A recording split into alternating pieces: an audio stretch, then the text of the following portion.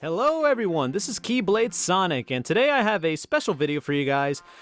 This video is a review of Sonic Expo. It was a convention dedicated to Sonic the Hedgehog that took place in Dallas, Texas. In this video, I just want to break down the good, the bad, and the in-between of the convention. I want to give my big thoughts, the stuff they need to improve, the stuff that they could keep, all that stuff. So this is kind of off the script in a way, so this is kind of improvised basing off my notes that I have here that I wrote throughout the convention. So let's get started on Sonic Expo, my thoughts on it. So for starters, this took place at the Hyatt Regency at the DFW airport. Again, it was in Dallas, Texas. So walking in, there was a lot of organization. So you walk in, you know where to go. They have a lot of signs that said Sonic Expo, this way for registration, this way to the dealers, this way to the panel rooms, bathrooms, guest rooms, etc. So I love how organized it was. So it was a 2-day convention. Saturday, there was really packed. It was really packed there. So entering the guest room, so all the guests were there, a lot of voice actors, a lot of people who worked in the Sonic industry, a lot of content creators. So actually the longest line there, surprisingly, was Jason Griffith. If you don't know who Jason Griffith is, he's the voice of Sonic the Hedgehog and Shadow and Jet the Hawk. He started doing it from Shadow the Hedgehog all the way to Sonic and Sega All-Stars Racing in terms of the games. He voiced Sonic and Shadow in Sonic X. So going into the convention center, there was a lot of signs, as I mentioned earlier. So the big one was the exhibit hall. So going inside the exhibit hall, it was basically artists, dealers, selling their merchandise such as pins, prints, keychains, etc. All the kind of stuff that you would expect at a convention.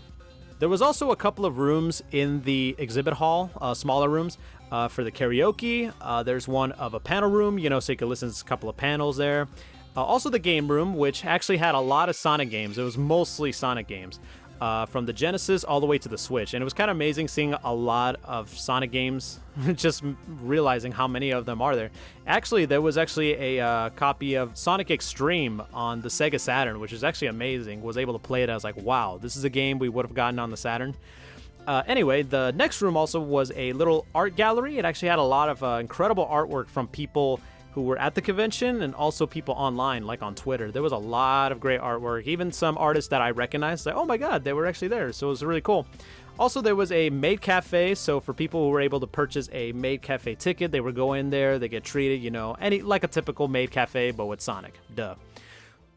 Anyway, another big one was a lot of the cosplays. There was a buttload of cosplays at Sonic Expo for both days.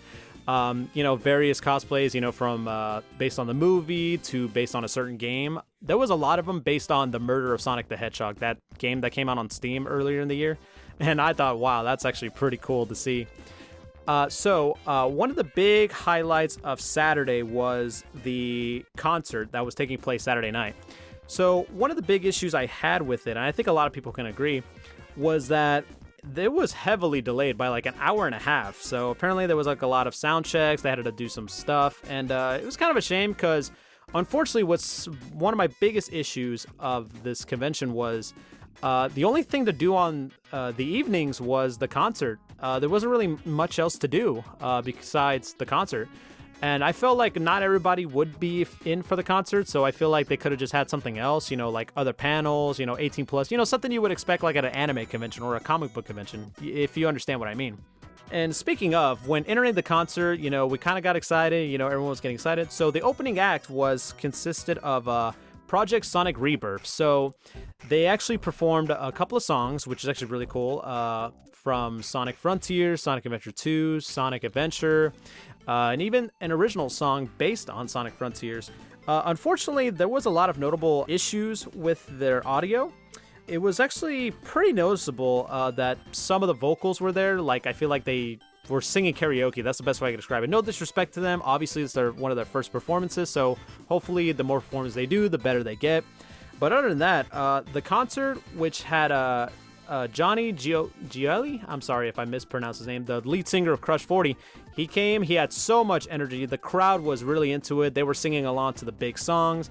They were singing songs like Open Your Heart from Sonic Adventure, Night of the Wind from Sonic and the Black Knight, All Hail Shadow, Free from Sonic Free Riders, and of course ending it off with Live and Learn. And the crowd was on fire, man. That was an awesome concert to be a part of. I loved it. A lot of people around me loved it, and I was really glad. It was really cool to be there. The next day, on Sunday, there was a cosplay contest, which was actually pretty incredible, seeing a lot of cosplayers there, especially on a Sunday. Sometimes these conventions, they would have their cosplay contest on Saturdays, but for this case, it was a Sunday, and for a Sunday, a lot of great cosplays. One of the big one, I think a lot of people can agree, were the badges. The badges were not the most durable. They were just completely paper. Most conventions you go to, normally they'd be laminated. You know, you would expect it like, okay, they'll be laminated, they'll be durable, you're not going to lose them. Unfortunately, a lot of people, including myself, have lost the badge a couple of times. I was press, so I had to go get a new press badge. I had to show off and like, hey, you know, I lost my press badge. So it turns out I found out that they were actually supposed to be laminated, but by the time they arrived the Thursday before the convention, they were not laminated, so they were kind of screwed over. So I'm not going to crap on the convention for that. You know, it wasn't their fault. It was something they couldn't control. But at least, you know, they understood and they gave us replacements. So much so, but by Sunday, they unfortunately did not have any more badges. They just had to give us wristbands. There were a couple of panels there, and the one that stood out was the voice acting panel. Pretty much it had all the voice actors on stage. You know, it would allow people to ask questions, you know, they'll get answers. It was really well organized, and there wasn't really that many corny questions, you know, like the cliched ones like, oh, what got you into voice acting? How did you get into it? What's your favorite this? What's your favorite that? So according to Ryan Drummond, who is the voice of Sonic in Sonic Adventure, I found out that he started doing the voice for Sonic in recording sessions as early as 1998. So basically 25 years ago, he started doing the voice for Sonic, a year before the game came out on the Dreamcast here in the US in 1999. So that was actually pretty interesting to know, and I was like, wow, okay, that was kind of cool.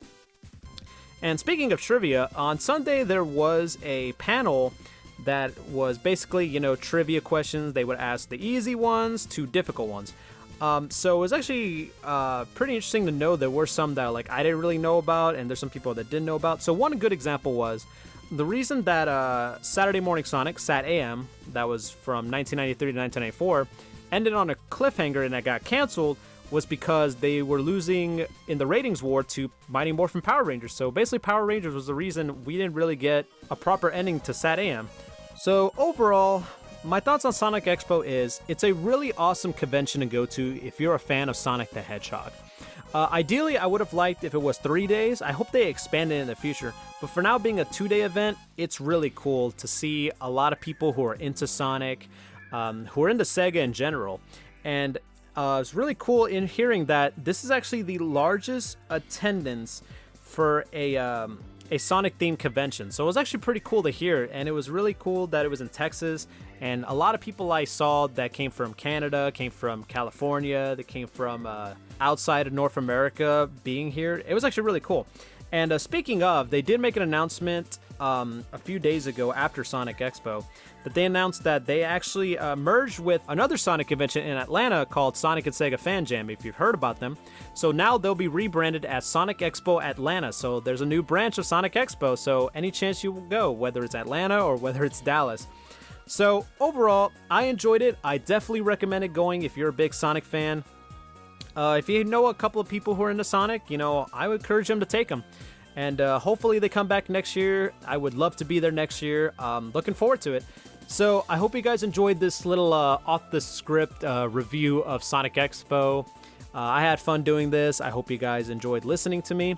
If you enjoyed this video, enjoyed my voice, check out my other videos. Please subscribe to my channel. Hope you give this a thumbs up. Spread the word, share it. If you went to Sonic Expo, let me know in the comments, or if you're interested in going, if you want additional questions, you know, comment away. And Sonic Expo, Chaos Creators, you guys did a great job this year. Like I said, looking forward to next year.